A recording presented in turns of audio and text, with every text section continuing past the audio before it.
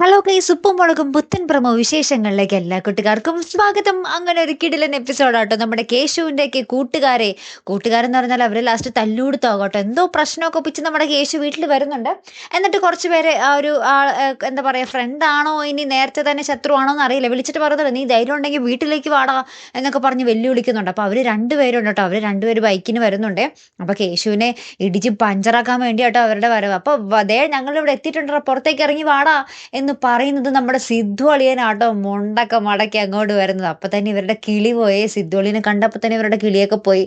ഇവർ ഓടിപ്പോകാനൊക്കെ ശ്രമിക്കുന്നുണ്ട്. ലാസ്റ്റ് ഇവരിങ്ങനെ സിദ്ധുവളിയും വിളിച്ച് കയറ്റുന്നുണ്ട്. എന്താടാ പ്രശ്നം എന്നൊക്കെ ചോദിച്ചിട്ട് ലാസ്റ്റ് ഇവർ അടിച്ച് ഒതുക്കിയിട്ടാട്ടോ നമ്മുടെ സിദ്ധുവളിയും വിടുന്നേ.